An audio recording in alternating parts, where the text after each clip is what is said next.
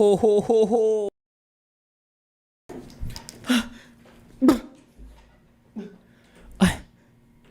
I just mom. No joke. It was amazing. Wait. There we go.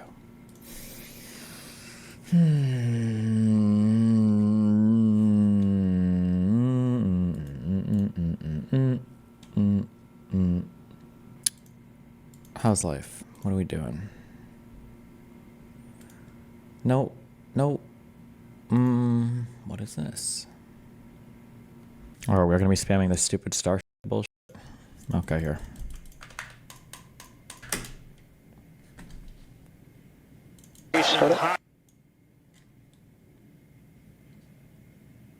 What's the link?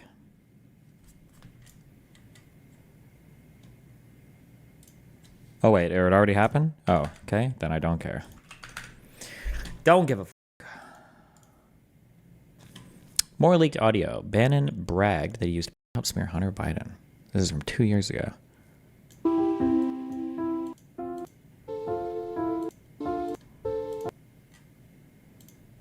He was very close to winning outright then. The thing is the way we blunted, the way we... Oh, this is just more quotes from the transcript I already read. Okay, don't care.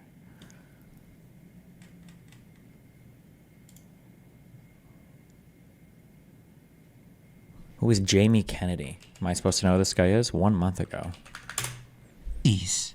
All of these people are dirty. The number one thing is not all of them. I'm sorry. I don't know. All of these people are insecure. They have no balls, no backbone. They're dying to be accepted by people that don't give a about them.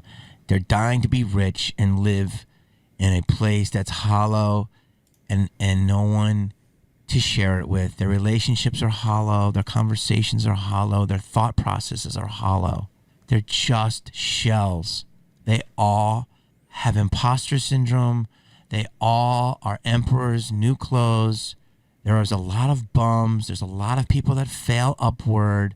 And there's very few charming, cool people left. It's sad, man, but it's also just gross. It's a wake-up call for me. Like, what the did I believe in? What did I believe in? Why was I a part of this system? I don't give a about a movie right now. You think I give three about doing a movie? You think I give a I can go. I can right now hustle up. I know 2 agents that want to sign me hard. Maybe I'll take a meeting. I don't care. I don't care. I don't want to keep people distracted. I want people to I want the truth. I don't give a about a TV show, some 8 episodes on Netflix or some shit, or a Hulu and some like giving notes. You think I give a about that stupid shit in these times? And what is this?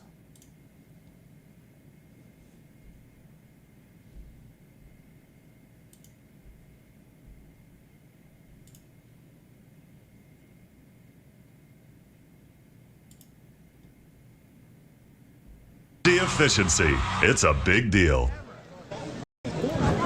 Come on, man. Don't give me shit, dude. Come on, man. I gotta have my first hit. There's no camera. To work on the show. Should be right here, Roman, right here. Where's our camera guy? It's called Fairly Odd Christmas. Okay. As a live action. Where's our stage manager? Jamie, don't talk into the mic. They can hear you. You ready to go? All right, welcome back to 2013. Let's check in with Stu Stone, who was with Shannon Elizabeth. Hey, everybody, we are live. It is New Year's Eve here in Hollywood. I am here with the beautiful Shannon Elizabeth. Shannon, it is awesome to have you here. Hollywood, New Year's Eve. Thanks for spending it here with us. Tell everybody what is going to happen in 2013 with you. Oh, I'm so excited 2013 is here. the jalapeno turkey burger, new at Carl's Jr.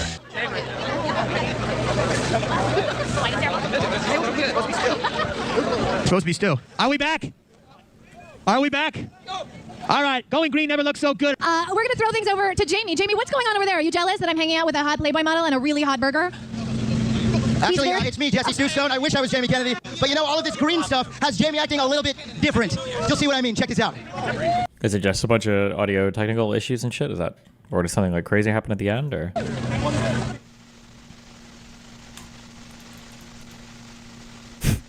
Very funny man. Give it up for Jamie Kennedy.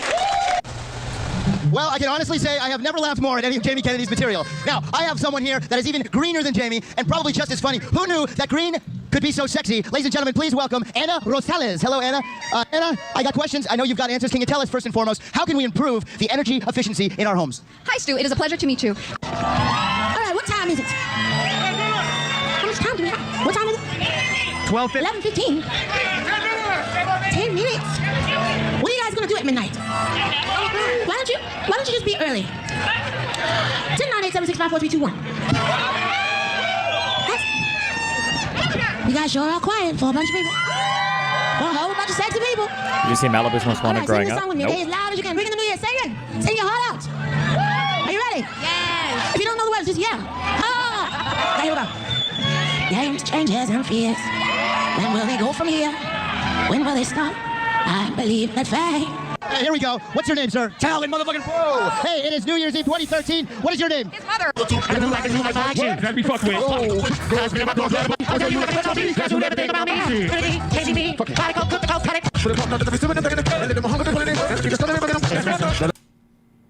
There's an eerie, creepy YouTube channel out there. Something strange is going on, and I can't quite tell what it is. But let me know if you guys think this is real or not. Hello, my name is Egon Shawakian.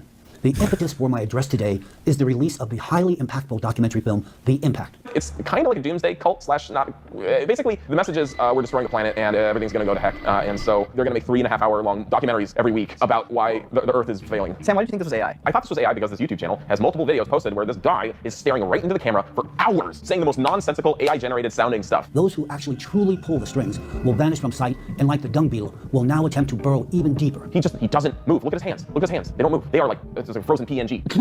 What I did is I was like, okay, I gotta figure this out. Is this AI or not? And I took basically frames for every 30 minutes, which is, I would say 30 minutes is like the amount of time that you might expect someone to make a movement. You know what I'm saying? Like every half hour we typically move, correct? Yes. So here are 4 frames taken 30 minutes apart, basically. So you can see the camera does move, and the camera does move. The camera's adjustment. Now we can see difference maps here, overlaying every 30 minutes. Difference maps are cool because it's like if the pixel is the exact same as the pixel underneath it, it'll go to black. So that's the same frame. That's what a difference map on the same frame looks like. Now, half hour apart here, difference map. So you can see all the things that moved in the frame there. So you can see his whole body shifted, his hands have shifted, the camera's moved a tiny bit here. If these were static images that were identical, they would effectively be black. And then we see all over the background, which is the contrast of the compression that's happening in the video, which is why we're seeing all that stuff back there. And that's normal compression you would see from video with something like this. Exactly. You see the larger blocks in the flat areas of color and the tinier blocks in the tighter areas of detail. And like, yes, theoretically, you know, you could fudge this stuff, but you look at this and you're like, oh, that's actually just very subtle natural motions here. That we're seeing fingers and hands actually being revealed here. There's no funny business happening down there. It's just natural motion. We're just dealing with a guy who doesn't, he reserves his movement for the most important moments of his life. This clearly is not one of them. My first impression we saw is that this is basically the same technology used in the Harry Potter Balenciaga videos. But you wouldn't have a subtle camera motion. You wouldn't have the whole person shift to the side a little bit. There's another thing that I'm realizing now that would be a tell for like a deepfake, right? I can always tell when someone's reading off of a teleprompter. Their eyes kind of do this little back and forth motion just ever so slightly. And none of the deepfakes I've ever seen have ever replicated that. The eyes are always locked on, and especially if they don't blink. Yeah, I pray to God this is real, because if it's AI generated,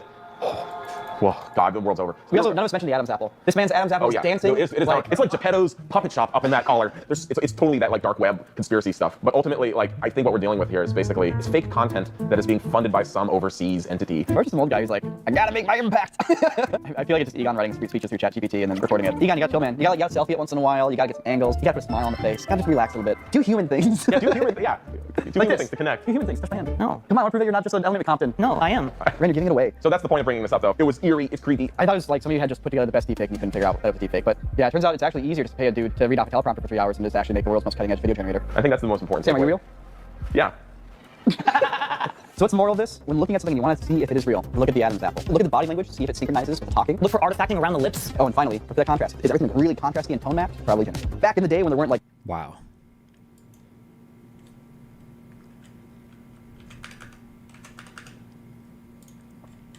For my Jubilee debate, I think the prompts we are going with are: the Electoral College makes Trump a DEI candidate. Donald Trump would dramatically increase inflation. Harris is better for immigration than Trump. Trump doesn't believe in American values or the American Constitution. Trump is a fascist. And then for backups, in case you want to pivot on the day, there's no evidence that the 2020 election was stolen. Trump is a deeply immoral person. Trump had terrible foreign policy.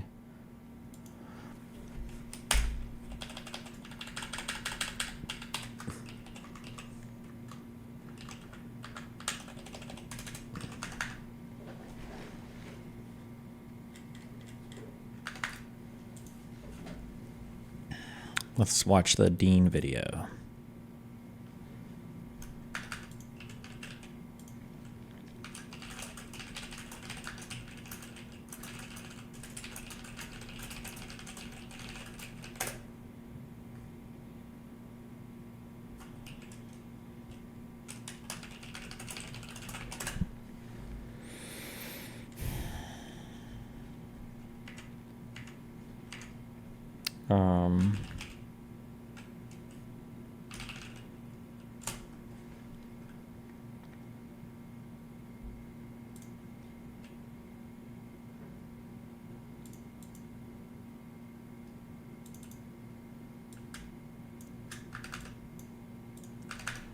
There's two main categorical reasons why I say Harris would be better than Trump. The first category is character. Speaking of which, if we're bringing up stuff from the past, we can say she slept with Willie Brown, broke up a family, just through the legal process. Wait, so you're saying that Obama's Why did that just skip? Hello? There's two main categorical reasons why I say Harris would be better than Trump. The first category is character. Speaking of which, if we're bringing up stuff from the past, we can say she slept with Willie Brown, broke up a family, just to get her job. She got 4.5 million votes to get into AG and DA and slept with 0 of them. You don't know that, though. Do you know that? No, Okay, absolutely so you not. think that she slept with 4.5 million people to get into position of power? But the one Wait, person are you that serious? was the most important person. Did you just say that she had to sleep with 4.5 million? Oh. My name is Dean Withers. I'm a 19-year-old liberal. I do political debate for a living, and today I'm surrounded by 20 Trump supporters. My first claim is Donald Trump is a racist.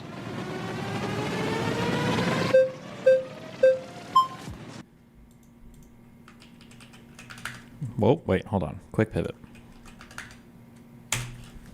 But a lot of the stuff Trump talks about, he still doesn't know how tariffs work. There's pretty good evidence that Trump understands how tariffs work. We're 8 years into this thing, 9 years in.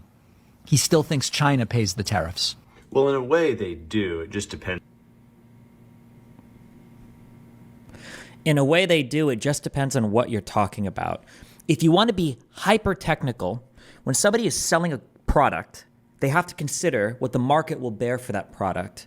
And add-ons like taxes might be a factor that they consider. So hypothetically, let's say, if we want to run with this argument that I know he's about to use, hypothetically, let's say, I know that the market will afford a product for $10, okay? And I sell it for $10, but the government wants to come in and say, well, we're going to start charging a 50-cent tax on it. So now it's going to be $10.50. Well, what the company could do is go, fuck, the market won't bear $10.50 for this product. We're going to eat into our profits by 50 cents, and we're going to lower the price to $9.50. And then when the 50-cent tax comes in, now it's still $10 to the consumer, right? So in that sense, you could say, in a way, taxes or tariffs could be shared between the producer and the consumer. However, if you want to run with that argument, then you have to say that all taxation is not necessarily something that affects the consumer at the end of the day. You could say income taxes aren't real, because if an income tax is eating into your income, then your employer has to pay you more. Or sales taxes aren't real, because if the product is being taxed, then the supplier is just going to lower the cost on it or lower the price on it, which is dumb. Although maybe he's not going to stand. Maybe he'll roll with another argument. Let's see. Depends on what you're talking about, but go on. When they're paid by American I've seen him companies. talk about tariffs. Very confused guy. Wait, so China's not paying tariffs right now? The tariffs are paid by the American companies. This is technically true initially. So the importer pays the tariff at the port of entry. So if Ford imports steel from China and there's a 20% tariff on that steel, then Ford pays the tariff because Ford's the importer at the port of entry. I see you looking a little confused on I'm this confused. one. This is the way tariffs work. What Trump did is place tariffs on Chinese imports. Yeah, Trump did that and Biden did that. The European Union is doing that. Biden kept all of Trump's tariffs in place pretty much, and in many cases So when you have, I wish you would list specifics. I'm not going to dive into the actually, we might do it as part of today's research. When you place a tariff on somebody else, oftentimes they counter with their own tariffs. So now in order to bring the tariffs down, you have to engage in a bilateral negotiation to rescind tariffs. Taking away a tariff is a bit more complicated than just simply levying one, because now to take one away, it has to be part of negotiation, whereas adding one is just adding one. So the whole well, Biden kept Trump's tariffs is it's technically true, but getting rid of a tariff is a lot more difficult than once people have tariffed each other, increased them. In fact, earlier this year, he just increased the tariff on electric vehicles from China to 100%. Solar cells, semiconductors, all of those were increased as well. By the time the imports get here... Well, that's also true. I would have to see Biden's rationale for it. I think the idea is we want to start manufacturing our own chips for national security reasons and shit. That is a lot different than Trump saying... Where is Trump at on tariff right now? Did Trump want 10 or 20% tariffs on literally everything? Is that what he wanted? Does anybody have a Does anybody have a link to like Trump's like recent position on fucking tariffs or whatever?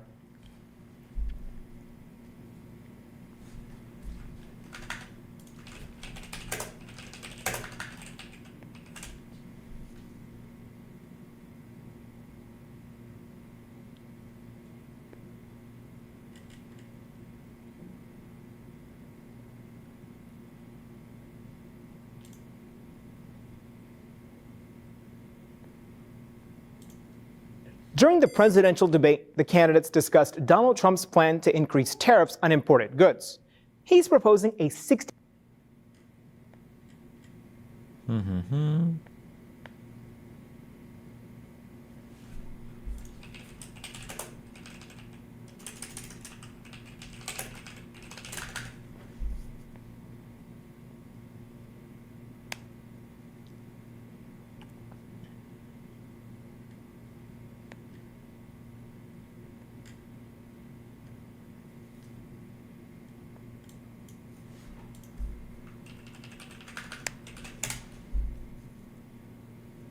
Sir, you really have to see them. I said, I don't want to see him. I will impose whatever tariffs are required, 100%, 200%, 1,000%. Sir, you really have to see them. Okay, I don't. 12-second clip doesn't help me, but. Today, I am also announcing that as part of our tax cuts, we will make interest on car loans fully deductible. So a man who's, a lot of you people are in the car industry, actually, I met a lot of them backstage. What do you do? I'm in the car industry. But a lot of them, and I told him about it. He's a very knowledgeable person. He said, here's a guy who's done it all his life. He's sitting there. Interest on car loans being deductible. Does that matter to 95% of people? Wouldn't you have to itemize your deductions in order to capture that? And especially because Trump increased the standard deduction so much. How many people are actually gonna, well, let's see. Percentage of Americans that itemize their deductions.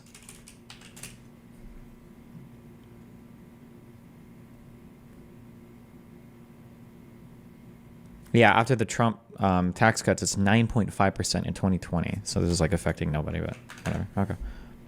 I don't think it's necessarily a bad idea, maybe, I guess. I don't know. I know, but I don't want to embarrass him. But he said, where did you come up with that idea? That's the coolest thing. It's like the paperclip again, right? It's like the paperclip. Somebody comes up with a paperclip and everybody says, why the hell didn't I think of that, right? Somebody came up with a paperclip, I guess made a lot of money. And other people said, gee. But he said, I've been in the car industry all my life. I've never thought about that. So we're going to make it fully deductible, the interest payments. That's going to revolutionize your industry. This will stimulate massive domestic auto production and make car ownership dramatically more affordable for millions and millions of working American families. This is a phenomenal thing, if I do say so myself. Who likes that idea? Is that great? So to be clear, car loan calculator. I mean, how much money would we even say? Let's say we buy a car for, we'll get a $30,000 car for, we'll say a 5-year loan. I don't even know. What is the average interest rate car?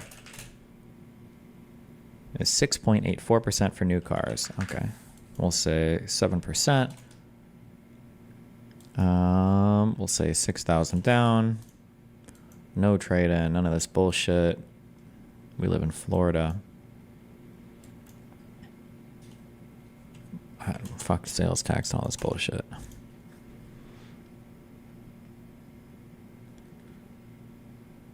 In the first year, in year one, we pay $1,548 in interest. So if we itemize our taxes,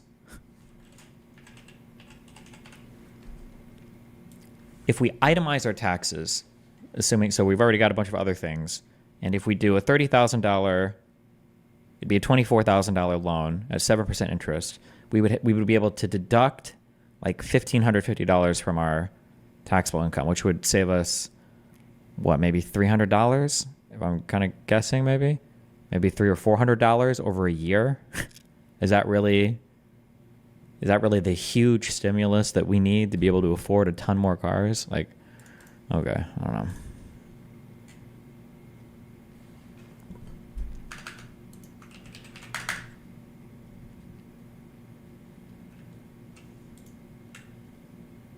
You can depreciate the full life of the vehicle. Don't forget that too. Wait, what?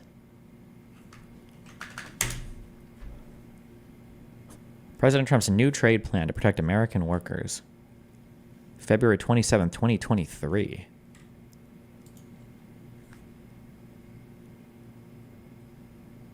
Wait, so the entire 1548 isn't deductible?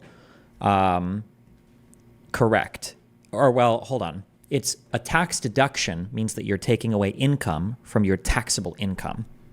So if you get a $1,000 tax deduction, it's just $1,000 of income that you aren't paying taxes on. It's not a huge amount, but it helps people who are paycheck to paycheck. No, it doesn't. What do you know? People who live paycheck to paycheck don't itemize their taxes. They take the standard deduction.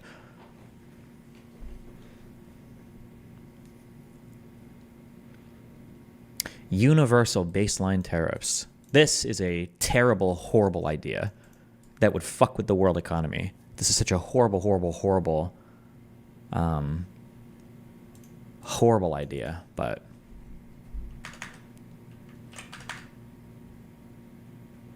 okay. China's been paid for this stuff.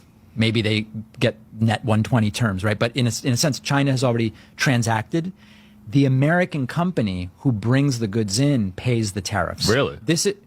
You're kidding right now. No, Yeah, this is kind of the most basic possible understanding of tariffs. A lot of people, I think, do understand that the U.S. importer pays the tariffs, but when Trump is talking about China paying the tariffs, he doesn't mean that the U.S. importer won't be paying them.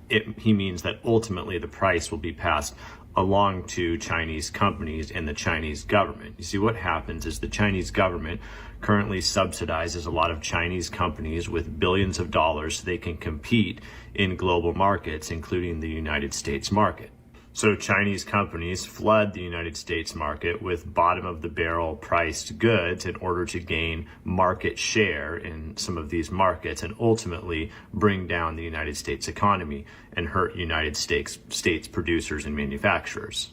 It's a geopolitical game, and this creator is not mentioning any of that context or any of that nuance. You see, the whole point of tariffs is that cost will eventually be passed along to Chinese companies and the Chinese government, because if there's a tariff on the goods, on the steel from China, then China will be forced to offer that steel at a lower price because the United States is not only paying for the steel, but also paying for that particular tariff. And China wants to remain competitive, so they either lower their prices or the government, the Chinese government, is forced to subsidize that Chinese company more in order for that company to remain competitive. Or we just buy from a different country that offers similarly priced goods for a tad bit more expensive, or for a tad bit more money. But I mean, also, like, this is such a weird take, because then you can literally say every single tax is ultimately just paid for by, I guess, the supplier. But you would never use this argument in other circumstances, right? Again, like, oh, we're going to make income tax 70%.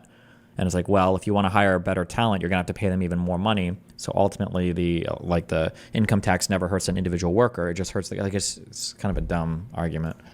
Tariffs also theoretically force United States companies to look for U.S. domestic manufacturers. This is the biggest untrue thing about tariffs, and it's one of, I don't know why, well, it's because people are economically retarded. People have this misconception that if we tariff a particular country, now we're going to use domestic suppliers. That's not true. You're going to look internationally first. You're always looking for the cheapest supplier. You wouldn't favor domestic over international or foreign. You would just look for the cheapest one. And the idea that China is the only supplier, and then after that it would be the U.S. for everything, doesn't make any sense. Or there's no reason to just assume that. Of certain products like U.S. steel instead of China steel. It also theoretically creates more U.S. jobs, especially U.S. manufacturing jobs, because more things will be manufactured domestically.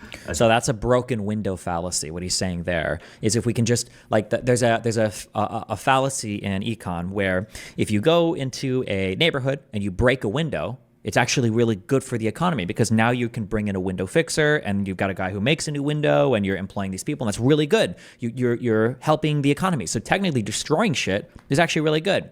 But the problem is the broken window fallacy fails because it doesn't consider the opportunity cost of, well, hold on, the guy that just bought the new window to replace the broken one isn't spending his money on other goods or services. So that money now is just going back into the same product. And yeah, there might be people that are being employed and people that are making or remaking Windows, but that money could also have been going into other places. So the idea that like, oh, well, let's just domestically hire everybody and things might cost more, but we're making more jobs, but that's good. It's like, okay, well, kinda, but then there's also money that you could have been spending on other things that isn't being spent. Now, that's not to say that it's necessarily good or bad, just that it's kind of a wash. It's not necessarily beneficial that you're spending more money on domestically produced things opposed to overseas. This does not mean that at times prices don't get passed along to consumers when there's tariffs, because obviously that's true. Many economists have confirmed this, especially when there's demand inelasticity, prices would get passed along to consumers because U.S. companies can afford to do that when demand is inelastic for things like basic goods or medical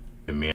U.S. get passed along and inelasticity, primarily when there's many economists have confirmed this, especially along to consumers when there's tariffs, because obviously that's true. Many economists have confirmed this, especially when there's demand inelasticity, prices would get passed along to consumers because U.S. companies can afford to do that when demand is inelastic for things like basic goods or medicine or things like that. None of this stuff is getting cut out, right? None of what he just said. None of what he just said makes any sense. No. Oh my God. We post everything. Please.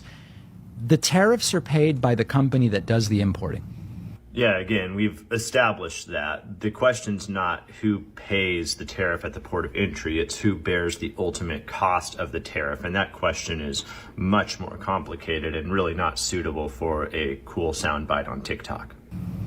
So if you want to build a building in the U.S. and you import Chinese steel, you pay China for the steel, you pay the U.S. government the tariff. This is why it's inflationary. Economists have looked at Trump's tariff proposal and said it would make stuff more expensive for Americans by adding the cost of the tariffs to the total cost of production. So that's the way tariffs work. Ish. I mean, the better way to say that would be that tariffs make the cost of some goods more expensive initially for United States consumers, depending on the industry and depending on the demand elasticity for that particular good. Long term, the question is infinitely more complicated, and there's a lot of parties who could end up bearing the cost. The importer of those goods who pays at the port of import, the U.S. consumer, the Chinese company, the Chinese government if they're heavily subsidizing that company, and then even potentially other U.S. companies if a tariff trade war started up. A lot of people don't seem to know how tariffs work, which is sad because this is how people end up getting sucked into Trump's vortex. Vortex aside, no one's been able to answer this question for me. Oh, it's just going to be the why did Biden keep the tariffs?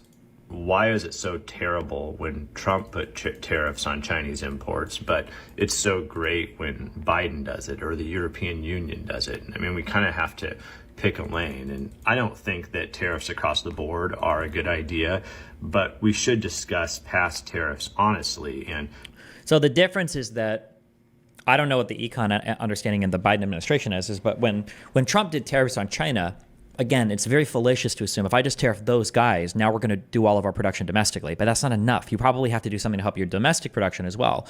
For whatever tariffing Biden maintained or did on Chinese vehicles, Biden also paired it with subsidized legislation for manufacturers at home as well, right? For like the CHIPS Act and stuff, which Trump did not do. I mean, that would be a difference, probably a pretty big one, but it's so great when Biden... Also, keep in mind, too, I haven't heard Biden or Harris talk about doing a universal tariff, which is fucking insane. If they have, I've just missed it, but... Does it, or the European Union does it. I mean, we kind of have to pick a lane, and I don't think that tariffs across the board are a good idea, but we should discuss past tariffs honestly and talk about them in a more nuanced way, because they are very complex, and they're very complex geopolitically, and this creator's attack is disingenuous because he just ignores all of that. And research has shown that Chinese companies do end up bearing the cost of some of these tariffs. You know, the Federal Reserve, the IMF, they've done research on this, and a recent study showed that Chinese companies reduced the cost of their exports to cover about 50% of the tariff, especially for certain products. And of course, this creator doesn't even mention that. Yeah, but doesn't that mean the other 50% then is just a giant import tax that Americans are paying? It's actually kind of funny. I was going to say this intuitively, but I get very wary doing intuitive economics because so many things can be so different. My guess would have been that you probably average out about 50%. My guess is going to be that an increase in any type of consumption tax is probably shared by the producer and the consumer about 50-50. That would be my guess. Because consumers are going to have to pay a little bit more from the tax, but producers are going to have to try to bring the cost down a little bit more, and there's probably going to be some shared. So it wouldn't surprise me if the number was around 50%. But I was get wary using intuition around econ because there might be some other factors that I'm not aware of the tariff, especially for certain products. And of course, this creator doesn't even mention that. He says something that sounds good. I'm going to punish China with tariffs. Yeah. In this case, that sounds good. You know, Chinese tariffs. They're paid by the American companies. Wow. That's why it's so damaging. Give people the whole picture, David. Don't just talk about who pays the tariff at the port of entry. Have a discussion about who ultimately bears the burden of the tariff, because that's much more interesting, it's much more nuanced, and it's much more accurate in the long run.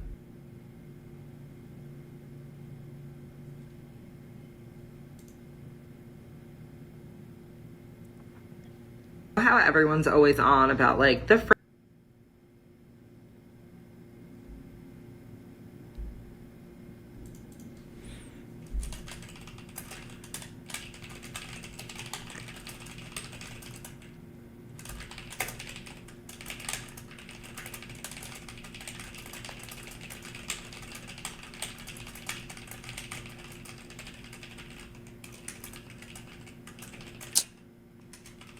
Jeez. Okay. All right.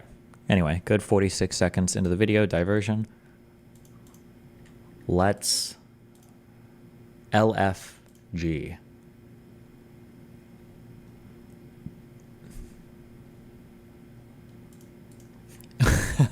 Wait, what is, hold on. All right, we'll watch 20 more seconds and then one more pivot. Yeah, so... Oh, no, wait, never mind. They're starting right now. Okay, hold on. Hold on. I'm sorry. And I want The tweet caption is just too good. to end with this. In interview after interview, question after question, and in the debate, you refuse to say that Donald Trump lost the 2020 election. So I'm just going to assume that if I ask you 50 times whether he lost the election, you would not acknowledge that he did. Is that correct? Martha, you asked this question. I've been asked this question 10 times in the past couple of weeks. Of course, Donald Trump and I believe there were problems in 2020. You haven't asked about inflation. No, I'm sorry. Let's stick to this. I know. Yes. Don't let him go. Cut him off. Mute the mic. Mute it. Mute it. They don't want us to mute it. Because, Martha, I believe that in 2020, when big tech firms were censoring American citizens, that created very serious... Donald Trump actually, what's going on, and people don't talk about this, Donald Trump actually has created a...